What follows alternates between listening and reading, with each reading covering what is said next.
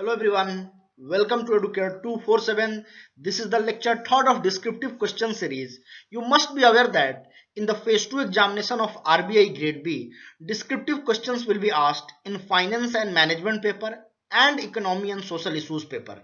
So this section is going to be very important because 50% of this paper will be descriptive in nature. In our third lecture, we are discussing financial inclusion and fintech. Fintech has been added in finance paper and financial inclusion is the part of economy and finance both the paper.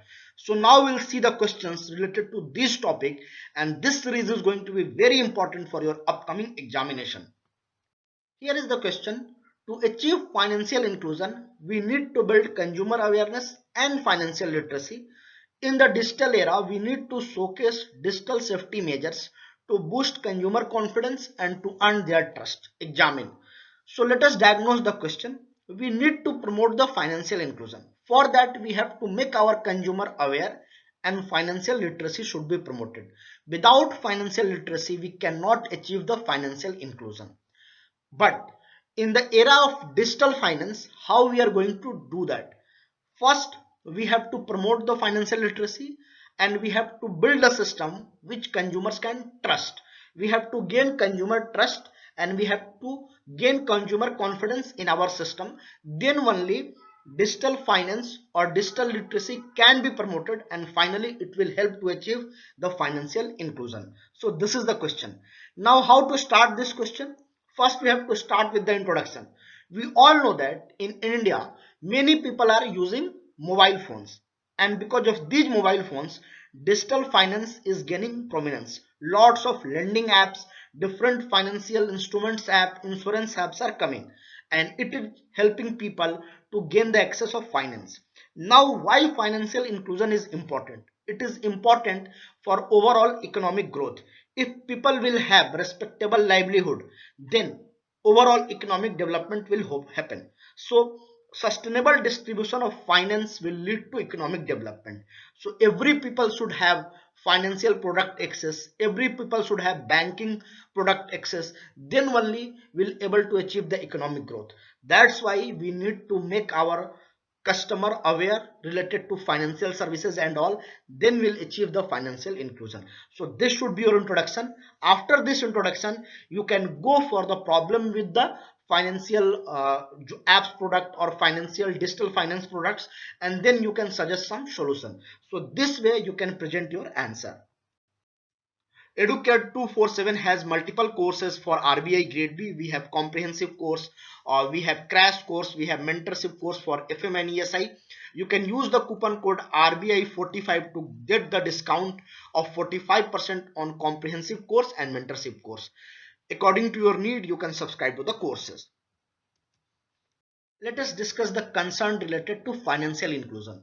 In India, we have a financial inclusion flagship program called Pradhan Mantri Jan Dhan Yojana. Under this Yojana, universal access to bank account has been ensured. Now India has total 180 billion bank accounts, but 48% of these bank accounts have no transaction in last 1 year, and that is the major concern. On the one hand, we claim that every Indian have the bank account, but the truth is 48% of these bank accounts are non-operational. People have no transaction in last 1 year with these bank accounts. The second concern is related to insurance product. Bank are selling the insurance product to the buyers without accessing their income consistency. Now what happened? People are buying the insurance product but they are not able to sustain. They have to give up midway. They have no awareness about the financial policies or insurance policies. So it is a second challenge. The third challenge is transaction fee. People have no basic knowledge about the financial concepts and they end up paying higher transaction fee. The fourth thing is unimaginable debt. People are paying higher interest on loans because of lack of awareness. People have been exploited by many lenders because they are not aware about the different transaction fee or the interest amount. Financial literacy is crucial for making successful use of financial services. If we want to sell loan online or insurance product online, first we have to make aware our consumer financially literate. So then only we are able to provide the better services. Now you must be thinking how consumer will trust the digital finance and how they will trust the formal credit system. This can be trusted if industry will self-regulate with a strong code of conduct. RBI can provide fair practices code of conduct for lenders. A benchmark should be set, and these benchmarks should be on the principle of transparency, uncompromising ethics, best in class services, and robust grievance redressal mechanism. Grievance redressal is very important. Industry has to adopt alternative dispute resolution mechanism which can save time and cost, because consumers are very much interested in saving time and cost. If some system will be built which will solve their problem instant or on timely manner, consumer will definitely trust the digital finance or digital financial ecosystem, because redressal mechanism is very important. Timely redressal mechanism is very important. So these measures banks or industry can take to promote the digital finance, and this is the solution. These are the measures which credit industry should take to promote the digital finance. They should disclose all the cost and condition beforehand. There should be complete transparency in the process. Ethical collection practices is needed.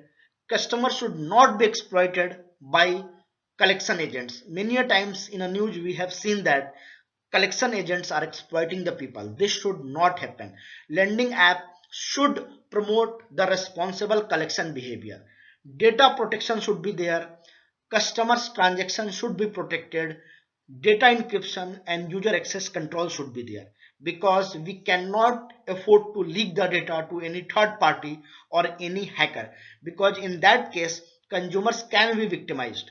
And lending industry should work with licensed digital platform, with police, regulators, consumer courts, app hosting services to ensure a smooth services. No customer should be exploited by any nefarious players or any third party.